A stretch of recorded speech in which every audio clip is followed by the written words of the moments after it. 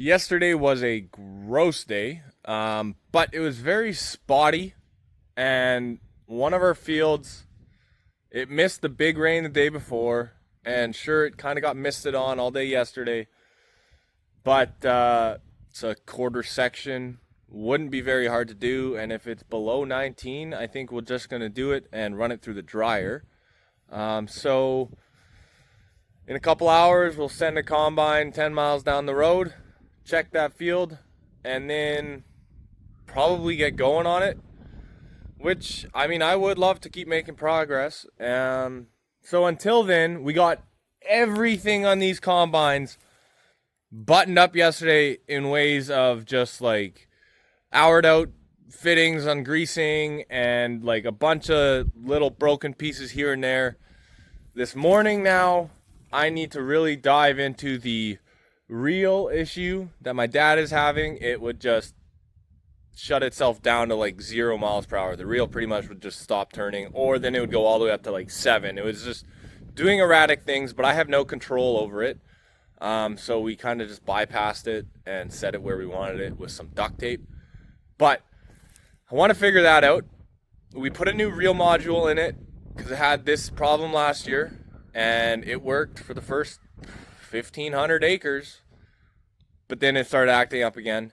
So we're going to do some good old swap Gnostics, and this is another reason why I am a true believer in, if you're going to run multiples of something, make sure they're the exact same. And what I mean by that is combines. If you need multiple combines, make sure they're the exact same. Headers, same thing. Tractors. Try and do the best you can to make them the same, because then you know the procedures better. You have parts for one, you have parts for all, that sort of thing. So we're going to take the reel module out of my combine and quickly throw it in that other one. See if maybe the module got taken out again, which I don't think it does, because we got no fault codes, and I can do things to make it give us fault codes. So I think it's recognizing the module. It's just not letting me control it. So we'll swap the modules. We'll do that. And then if that does not work, which I don't expect it to, we will start diagnosing and tracing wiring. Crappy things about modules is it takes oftentimes multiple talking to each other to make a function work. But we'll narrow it down. And then my brother's going to come out here and we're going to test the sensing wands, see if we can't make the auto header height work. They worked last year. I don't know why they didn't this year. But we're going to just check some things out, see if we can't figure things out, and I'm going into it with a game plan. Here is how we set up or have the reel going right now, because you can bypass all the electronics and just set this lever where you want it. But sometimes the duct tape breaks, or whatever happens. So I would like to get it working properly. So we'll try and figure that out. This is the lever right here that does your reel speed. And I just have a bolt butting up against here. You change the size of bolt, find something to jam in there, and then duct tape it, and you can get it to hold. But let's put it back to the way it should be. Get a new module in there and see what happens. Right beside the cab here is the brains of the computer, or the computers of the combine, the brains of the combine. We are looking for the reel module. We'll take this one and we'll swap it into that one, see what happens. Oh, I thought it was a 10 mil, it's an 8 mil. Alright, so I figured, hey, before I swap that module in, I'll just run the reel, see what happens. And well, now it's working perfectly fine. I can use my buttons on my display here, change the speed, it's reading properly. All of it, not an issue. Which is very interesting. Very, very interesting. Here's something interesting, and maybe it's our problem. I find it hard to believe in this situation that it is, but they call this the umbilical. Connects your hydraulic and electronics from the header to the combine. And from what I've heard is that when you have it hooked up like this, if you get like a really large rain event or something, you'll get water in here, and then it'll just give you weird issues with your header. So we had some rain, and I had kind of thought about that, so I unhooked it and let it sit hanging down for like, I don't know, a couple hours, and it did drain some water out. I don't know if that's why it's working now, but I think at this point I can't really do anything but just run it. You would think for a farm you could get a more practical field vehicle, but I guess it'll do. Oh, get that rear wheel drive going, let's go. Don't show dad. Oh, you gotta have a little bit of fun, eh? Alright, we're diagnosing our wands. We got things hooked up here, combine's running, and we're gonna check out our voltages here.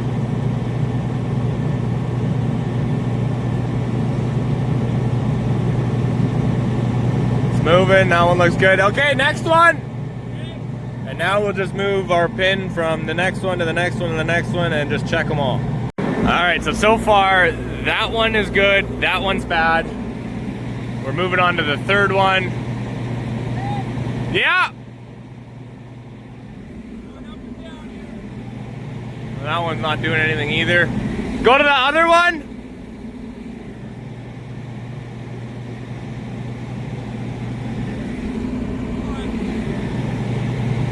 The way I'm testing these sensors is we just got a T-pin in the back of these, and then you ground it out. Okay. And then you do that. Does that make sense? 100%. Perfect. In and out. Yeah. So when you're testing those sensing bands, you either have to energize the circuit or you have to have a combine on it and running.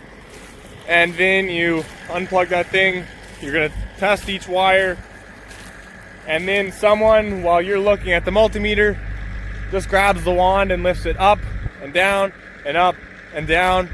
When it's hanging down, it should say 4.5-ish volts, 4.8, 4.7, somewhere around there. And when it's all the way up, it should be 0.5 volt, somewhere around there, not specifically, but close. You should see it moving.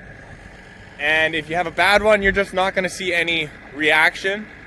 And it'll be either stuck at 4.5 volts or it'll be stuck at like 0.5 volt and nothing will change. And then you know that you've got a bad system. And it's pretty, I'm not gonna say guaranteed. I'm sure there's a situation where it could be a wire, but if you're getting your signal voltage out of the sensor, well, you know you're getting a power and ground to that sensor, and you know that the wire coming from that sensor, the signal wire, is also working because you're getting it at the connector at the module. So pretty foolproof way to test those sensors and make sure they're all working. So Dad needs 3 of them on his combine, and I think they're like $300-400 a pop, and ours needs 2, but we have to get them working. We can make do without auto header height working, but it's a lot easier on the operator and you do a better job. And we just need to get the system dialed in for when we're in beans. I know those wands don't affect beans, but I want it all working. It is a wet day today down east by our Anola farm. We've been getting some lake effect rain or misting. It's just been miserable out here, but closer to the main farm at the perimeter, not still outside, closer to Dugald, it's been getting less rain. So we're gonna head out there. I got some of my wheat in here that I gotta unload, so I'm just gonna quickly open the tarp, unload this, get it all moved, and get the equipment ready to go and try another field. But look at that. I do like the electric tarp. We're missing the remote. When we bought this, oh, look at that water. When we bought this, we didn't get a remote for this. So I don't know if they just didn't send it with the cart. I'm too cheap to buy one, but it sure is better than hand cranking that tarp. So I got this fired up. Now I'm gonna go get a semi and unload it on the road because it's wet in here. Also, my truck's in the shop. I spent way too much money on it. Got a new transmission, torque converter, all that put in, and then a month later it got hot and started leaking, so it's back in there. Hopefully it doesn't cost too much money, but we're driving this car, so at least we have extra vehicles, but less than ideal. We're just in a bad weather cycle here right now. You know, it's much nicer at home. Now in between here and home, you could see some of just the lake effect kind of misting and kind of rain coming off, I believe it's Lake Winnipeg. You know, it's sunny for a second and misting, and it's just not ideal. I'm glad we went as hard as we did. I wish we would have gone maybe a little harder, but we did the best we can. We always try and do the best we can, so we don't look back thinking we could have squeezed any more out of it. All right, we are in the process of unloading all my wheat so we can go to a dry spot and do some of my dad's wheat. So I just wanted to show you what it's like in the grain cart. We're gonna start stopped. We've got our weight here. I just engaged the PTO. We're gonna RPM up. A little more, then we're gonna open the gate. I'm not gonna go full bore, because this thing unloads really, really fast. But so there we go. And now this scale system is automatic, so once it starts unloading, it can sense when it's unloading. And so we are still unloading pretty fast, because I also have stuff to do. But you can see the wheat in the cart there, not great, but so we're unloading there. So we know exactly how many pounds we want in each hopper. I don't have a full amount of weight on, and we're loading back to front, which, you know, we're always loading when we have a full cart, so we always have a full super beat. But typically I put 28,000 pounds in the back hopper, and then 18,000 pounds in one of the middle hoppers. This gets 18,000 pounds, this hopper gets 18,000 pounds, the rear one gets 28, and this one gets 28. We're just a hair under legal, you know, because if we're doing load in the field, we don't need to be ultra heavy. You know, be nice on the equipment.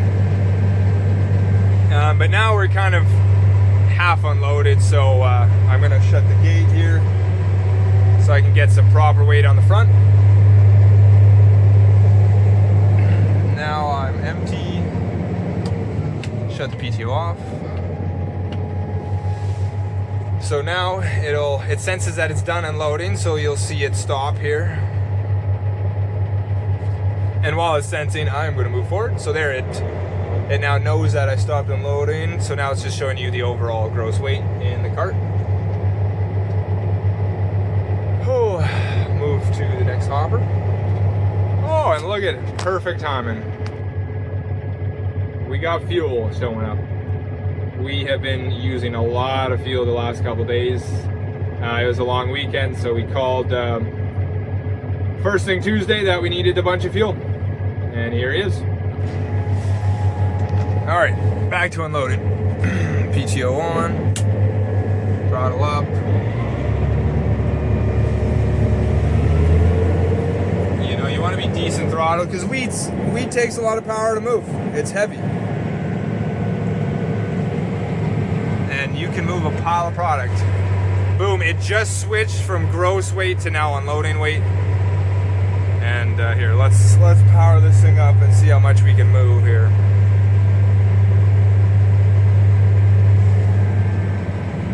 We're moving some wheat here.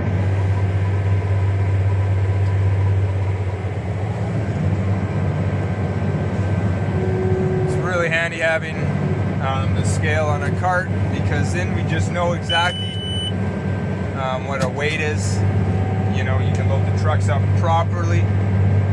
If you don't have a full load, you can divvy it up properly in between hoppers and all that. So just makes everyone's life easier having, you know, some of these new piece of technology on an old piece of technology like the grain cart.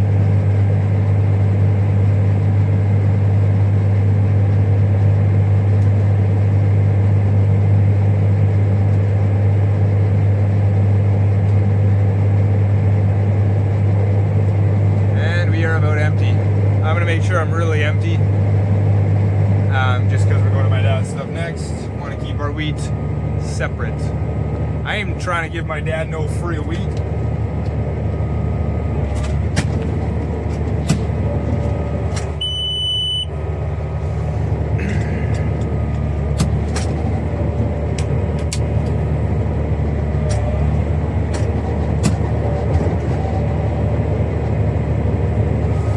Alright, we've got no wheat in the front. Oh, that's the front still. No wheat in the back. We are clean and ready to go. Alright, shut PTO off. Throttle down.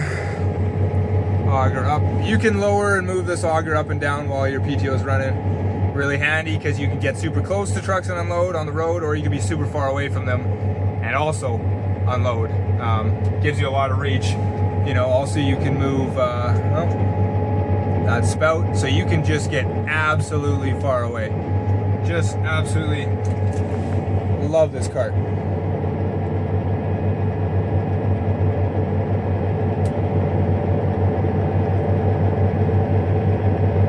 Alright, I'm gonna leave this tractor out of the field since we are going to be moving. Might as well be out. I will actually change my view to the backup view so I don't mess anything up bagging up. In case some car wanted to squeak in there and mess up my day. Backing up grain cars is never a good idea. I myself have had issues with this, so I try and do this as little as possible. But there's a big grass area behind me. After this hydro pole, it opens up.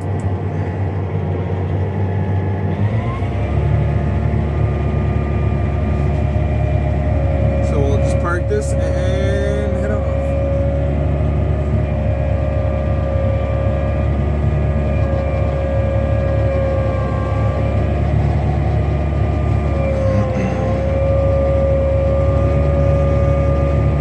This is also our other field. This was our first field of oats we did, beside the wheat we're currently doing.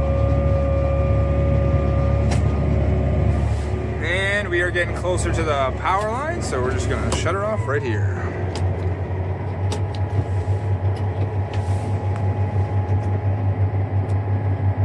All right, that we will shut off. We're done with that. Oh, no, what did I do? That's music. Boom. Good to go. All right, we'll go unload this truck. We got trucks to unload. Those 3 bins are full. We'll get her in the 4th. Andrew's getting the hang of this thing real good. It's real nice having auger steer. Yeah, he says he just pulls forward.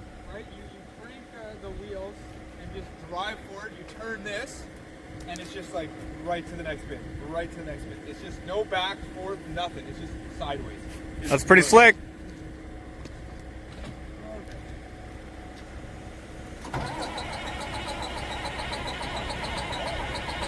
She is a little cold. It's cold as it's been. Here we go.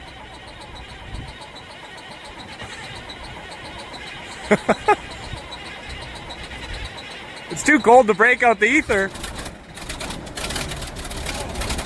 Ah, yeah.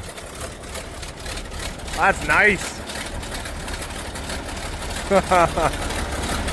I don't know how these things usually start.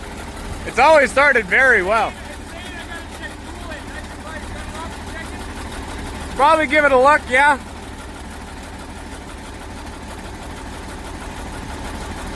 It's too cold to break out the ether. I don't know if these things are good starters usually. I guess we'll find out. Starts fantastic when it's warm. We picked up a new spout here for the auger yesterday. That I gotta take the plastic off, but it makes setting up the bins a lot easier. I just am cheap sometimes and I didn't want to buy it. But we're unloading the last hopper. We're making sure the Super B is right empty. And then hopefully going on my dad's.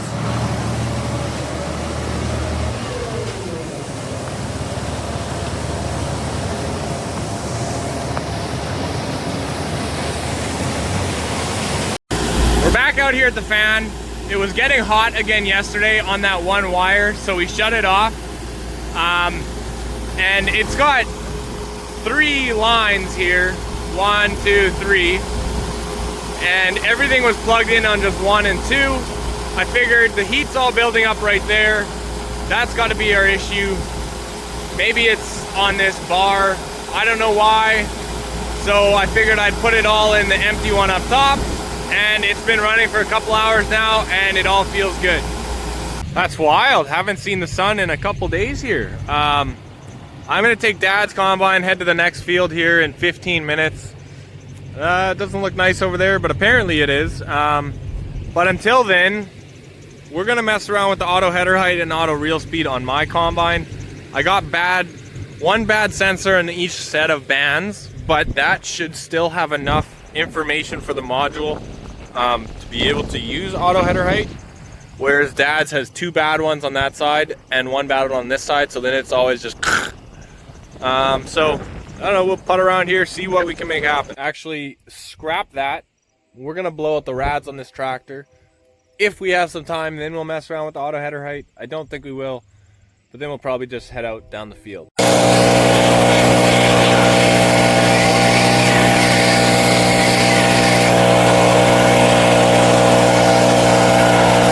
Here's a little fun fact about this tractor.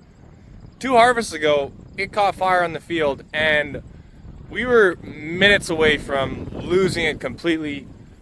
We managed to get it out. Andrew and Dad were just smacking the flames, trying to get it out. We had used our fire extinguishers. We had people running back and forth to the farm, grabbing water, fire extinguishers, anything we could. I'm sure we were minutes away from a fuel line or hydraulic line bursting, and then it would have been game over. Because once we got it back, got it out, I came to the field hour or 2 later to assess the damage, and I barely nicked the fuel line, and it just cracked, and then there was fuel spewing everywhere. And that would have been bad. I mean, insurance money wouldn't have been a bad thing, but it's a good tractor. It's been reliable, and only about $10,000, $12,000 worth of damage. That winter, we pulled it into the shop. I had to do a bunch of rewiring, get a bunch of stuff, but now it's been working good again for 2 years, and it's been a solid tractor, so it worked out well. Looking at our farm and our equipment lineup, you'd think, wow, these guys bleed cat, but it's really kind of just worked out that way based off of what piece of equipment we think will fill the role well. We like 2-tracks. I think they're a fantastic machine. You get more power to the ground, less compaction. There's just so many benefits. And we like the early Challenger 2-tracks a lot better than the John Deere ones. So that's why we've ended up with these. I mean, you won't catch me in a new piece of equipment, so not really going to compare the new stuff. And then when it comes to our combines, they're Cat branded Claws machines. Claws did that when they were coming from Europe to North America to break into the market and have a reputable name that we know here on their machine. So that's why they're Cat branded Claws machines. And on our farm, we have never been huge needers of dealer support. I mean, it's always good to have a good dealer for parts, questions. I mean, there are jobs that I'm going to call the dealer out for, but a majority of things I can take care of myself. So dealer support isn't necessarily as big a factor when we're buying equipment. This may be a sign that I'm getting old, but Dad's got this thing on the seat here for lumbar support. And ooh, that's comfy. I think I might have to get myself one of them. Anyways, we are going to head now down the road. Oh! Forgot my sample pail. I gotta grab a pail so I can get a sample for moisture, but then we're gonna head down the road, go test the wheat. I always enjoy going down center line here and checking out what the neighbors are up to, what kind of fields have been harvested. Also kind of looks like it's starting to spit here. We'll get to the field. Hopefully nothing's happening over there. Time will tell. We are getting the moisture here, but I mean it's just not a nice day. It's spitting everywhere, so I don't know. We'll see what happens. It's feeding pretty terribly, but if it stops spitting here, I'm sure we can go in an hour. So the moisture tested 22%, which means we are not combining today, but now we're gonna get this stuck truck out of here. And I mean, we haven't really even tried it, but this Volvo, we could pretty much guarantee it's stuck. So we got the grain cart, hook it up to a strap and just pull it out of here, and then it's done. In case we get any more rain, it's not gonna get any better. All right, well, Super Trucker Andrew thinks he can back out. I don't think so, but we will see.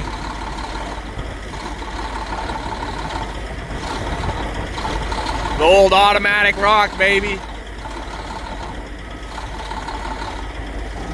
It doesn't work as good as an auto. Oh! Turn off traction control. What is this newfangled garbage? Oh! Now he said he's got Hill Start activated. Holy, too much electronics.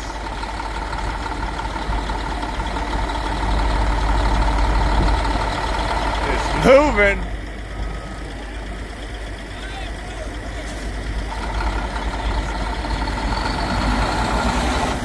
Ah!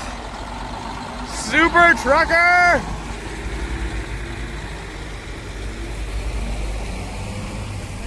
Something ain't right there, boss.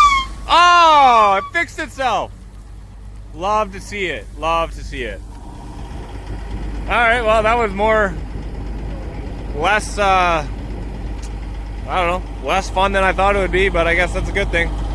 Still making progress in the way of tillage, so fueling up. We're gonna grease the main frame here, and then this thing will get going again. Kind of picking up where we left off yesterday when we ran out of fuel. So now we'll get this thing topped up, and then we're going to the combine. We'll get that topped up. That other tractor we were just looking at, 855A model, this is 865B model. Differences being, well, there's some just structural, like not structural, but mechanical differences, upgrades in the transmission, that sort of thing from the A model to the B model. This has a C18. That one over there has a C15. This is on 36-inch belts, and the other one's on 30-inch, but it is the same series, being that it's the same size track, same frame, that sort of thing. We're working on this header now. I had to put a new piece of flighting on here, cut this off another header. It's pretty close, but wasn't great, so I tacked it there, had some vice grips on it there, pounded it down with a hammer to kind of get the curve a bit better, and then tacked it. And when the tack is hot, you can hit it with a hammer and it'll shrink, cool, and hold. So that's what I do there. And now we will just fill all of that up with weld. I got it welded all the way around at the bottom, filling in any gap that was there. Then I kind of cut off where things overlapped. Got the bottom tacked up, and we'll use I don't know, some pliers to hold that in line. Get that welded up good and strong, and then we'll even this radius out and should be in good shape. And I don't know, there we go. Kind of looks like a normal auger again, sorta. Might not be quite the same angle on it because this one obviously didn't fit very well, but I don't know. We got a hammer there, we can tune that up, I guess. Now that the auger is done, I am working on getting this trough fixed. Seems like there's a few spots where we've worn some holes, so there's a patch there, nothing pretty, but will do the job. And here's another one that I have patched previously, but well, it didn't last very well, so we'll try again. And we are gonna wrap the night off doing a little bit of spraying. Woo, it's bumpy. And there we go. That'll do it for today. We're either going to be combining tomorrow or I'm taking the day off. But we'll see you on the next one.